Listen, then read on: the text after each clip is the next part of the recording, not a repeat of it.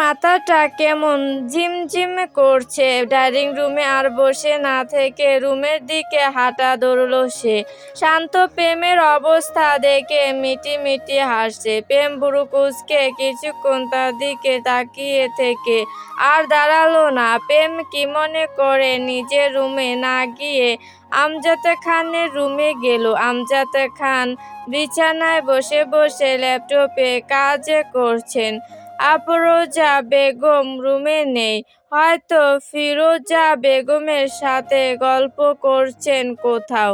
প্রেমের বাবা প্রেমকে এই সময় নিজের রুমে দেখে কপাল কুঁচকে ফেললেন। ওনার কাছে প্রেমকে স্বাভাবিক লাগছে না, কেমন যেন টলমল পায়ে দাঁড়িয়ে আছে। তিনি গম্ভীর কণ্ঠে বললেন, কি হয়েছে এভাবে জিরাফের গলার মতো নড়বড় হয়ে দাঁড়িয়ে আছো কেন? প্রেম ভেঙে ভেঙে অস্বাভাবিক কণ্ঠে বলল, এই বুড়ো, আপনি কে?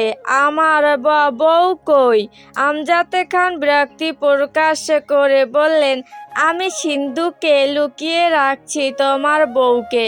নেশা করা কবে থেকে শুরু করলে বেয়াদব? হো আর ইউ ম্যান? আমার বউকে আমার কাছে এক্ষুনি ফিরিয়ে দাও, নয়তো আমি কিন্তু তোমার বউকে গায়েব করে দিব। মার খেতে না চাইলে এখান থেকে যাও বলছি। আমার মাথা খারাপ করো না। আমি আমার বউকে না নিয়ে যাব না এখান থেকে। কাঁদো কাঁদো গলায় বলে প্রেম বাচ্চাদের মতো ফ্লোরে পা ভাঁজ করে বসে পড়ল। প্রেমের বাবা নিজেই বলল, এটা আবার কোন জ্বালায় পড়লাম? ওর মতো এত ম্যাচিউর ছেলে বাচ্চামো শুরু করেছে কেন? আল্লাহ, এই বেয়াদব ছেলের হাত থেকে আমাকে বাঁচান। প্রেমের বাবা মাথায় হাত দিয়ে উপরের দিকে তাকিয়েছিলেন। এর মধ্যেই প্রেম ফ্লোর থেকে উঠে এক লাফে এসে ওর বাবার কোলে বসে পড়ল। প্রেমের বাবা হাজারি করে বলল, গেল, আমার কোমর গেল।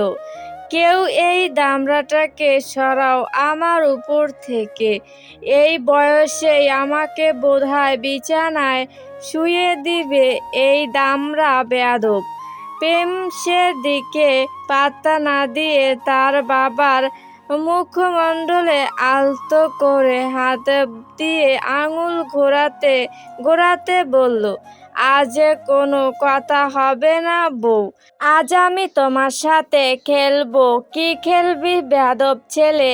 আমি তোর বউ না? খেলবি তো কোল থেকে নেমে খেল। প্রেম তার বাবার গালে ফুস করে একটা চুমু খেয়ে গলা জড়িয়ে ধরে কান ধরল। একেলা পাইছি রে শ্যাম, একেলা পাইছি রে শ্যাম, এই নিঠুর বনে আজ পাশা খেলবো রে শ্যাম, আজ পাশা খেলবো রে শ্যাম। আমজাদ খান কি বলবে, বাসা হারিয়ে ফেলছেন। তার ইচ্ছে করছে মাটি খুঁড়ে ভেতরে ঢুকে যেতে। প্রেম কিছুক্ষণ থেমে আবার বলল, চলো বউ, আমরা আজ পাশাবো। আমজাদ খান আর সহ্য করতে না পেরে প্রেমকে ধাক্কা দিয়ে নিজের কোল থেকে বিছানার এক পাশে ফেলে রাগে বলল, তোর পাশা খেলা আমি তোর পাশা দিয়ে ভেতরে ঢুকাবো। হারামির বাচ্চা, গু খেয়ে এসে আমার উপরে নির্যাতন চালাচ্ছি, শেষে কিনা নিজের বাবাকে। ছি! প্রেম আবার আমজাদ খানকে ধরতে যেতে যেতে বলল, এমন নাক ছিটকাছ কেন বউ? সত্যি বলছি, কোনো গু খাইনি আমি। এবার তো আমার সাথে খেলো। প্রেম আমজাদ খানকে ধরার আগেই রাগে তিনি পা দিয়ে লাথি মেরে প্রেমকে বিছানা থেকে ফেলে দিল। ওই মুহূর্তে শান্ত হুড়মুড় করে রুমে ঢুকলো। প্রেমকে ফ্লোরে গড়াগড়ি খেতে দেখে আর প্রেমের বাবাকে রাগে ফুঁসতে দেখে তার যা বোঝার সব বুঝে গেল। সে প্রেমকে ধরে তুলতে তুলতে বলল, তুই ভুল জায়গায় এন্ট্রি মেরেছিস ভাই। জান নিয়ে বাঁচতে চাইলে পালা। আমজাদ খান রাগে শান্তকে বলল, ও নেশা করেছে কেন? এই অভ্যাস তো ওরা আগে ছিল না। কে খাইয়েছে ওকে এসব? শান্ত আমতা আমতা করতে করতে বলল, আসলে মামা, নতুন অতিথি আনার প্ল্যান করেছিলাম, কিন্তু বুঝতে পারিনি এই মুখ্য ভুল জায়গায় নতুন অতিথি চাইতে আসবে। আমি তো আপনার খেলার সাথী আনার ব্যবস্থাই করতে চেয়েছিলাম। আমজাদ খান এবার রেগে মেগে শান্তর দিকে মারতে তেড়ে গেলেন। তার আগে শান্ত প্রেমকে টেনে নিজের সাথে নিয়ে বোকাটা যাওয়ার আগে প্রেমের বাবা রুমের দরজা বাহির থেকে লক করতে ভুলেনি। আমজাদ খান রুমের ভেতর থেকে রাগে চিল্লাচ্ছেন আর দরজা ধাক্কাচ্ছে। আফরোজা বেগম স্বামীর চিৎকার শুনে ছুটে এসেছেন। রুমের বাহিরে প্রেমের এই নাজেহাল অবস্থা দেখে শান্তকে জিজ্ঞাসা করলেন, কি হয়েছে প্রেমের? আর ওর বাবা এমন চিল্লাচ্ছে কেন? মামাকে মনে হয় বেড়া কামড় দিয়েছিল, তাই বেড়ার মতো এখন চিল্লাচ্ছে। তুমি যাও মামার কাছে। মামি, প্রেমকে নিয়ে তোমার চিন্তা করতে হবে না, আগে ওই বেড়াকে সামলাও। ছি, নিজের মামাকে এসব বলতে লজ্জা করে না? তুমি তো জানো মামি, লজ্জা নামক কিছু এই নির্লজ্জ শান্তর মধ্যে নেই। এখন যাও তাড়াতাড়ি, নয়তো মামা সার হয়ে যাবে আর দরজা ভেঙে ফেলবে। শান্ত প্রেমকে নিয়ে প্রেমের রুমের দিকে চলে গেল। রাহি সব চুড়ি আর মেকআপ গুছিয়ে রেখে ওয়াশরুমে গিয়েছে। এই সুযোগে শান্ত প্রেমকে রুমে এনে বিছানায় বসালো। রাহির একটা ওড়না এনে প্রেমের মাথায় দিয়ে ঘোমটা টেনে দিল নতুন বউয়ের মতো করে। এরপর শান্তর কানে কানে বলল, একটু পর তোর বউ আসবে, তোর বউ আসার আগ পর্যন্ত এইভাবেই থাকবি। তোর বউ আসলে যা করার করবি তার সাথে। মনে থাকবে, প্রেমের দুনিয়াদারির কোনো হুঁশ নেই। তাই সে শান্তর কথা মতো মাথা নাড়ালো। শান্ত চলে গেল রুমের দরজা নক করে। কিছুক্ষণ পর রাহি বের হলো। বুকে ওড়না নেই তার। ওড়না খুঁজতে চোখ পড়লো বিছানার দিকে। রাহি চোখ কপালে উঠে গেছে। এটা সে কি দেখছে?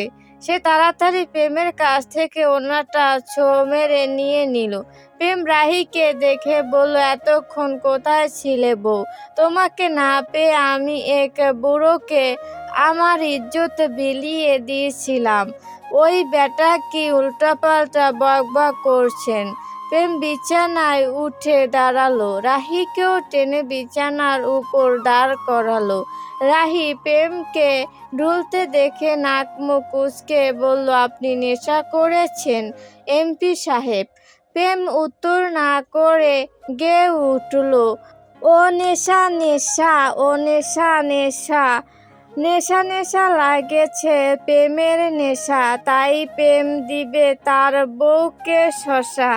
রাহি প্রেমের মুখে এই গান শুনে হতভম্ব। রাগও হচ্ছে তার, কারণ তার নেশা করা পছন্দ না।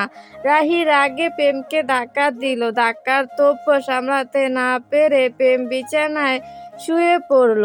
রাহি প্রেমকে নিজের শক্তি ধারা টেনে টেনে বিছানা থেকে তুলে দাঁড় করালো। এতটুকুতে রাহি হাঁপিয়ে গেছে। রাহি প্রেমকে বলল, খুব ভালো করছেন, নেশা করেছেন। আমি খুবই খুশি হয়েছি আপনার প্রতি। নেশা করার পুরস্কারটা না হয় কাল সকালে দিব আপনাকে। এখন আপনি গিয়ে ঘুমিয়ে পড়ুন। কি বলছো বউ? আমি তোমার সাথে পাশা খেলবো না? হ্যাঁ, খেলবো না? আমরা বাথরুমে গিয়ে পাশা খেলবো না? আমরা তো এই ফুলের বিছানায় পাশা খেলবো।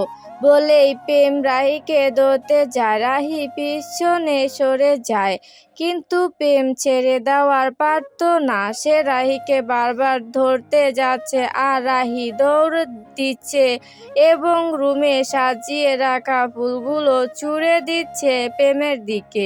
মুহূর্তেই বাগানের মতো সাজানো রুমটা ডাস্টবিন হয়ে গেল। রাহি এবার না পেরে এক ধাক্কা দিয়ে প্রেমকে ওয়াশরুমে ঢুকিয়ে দিল।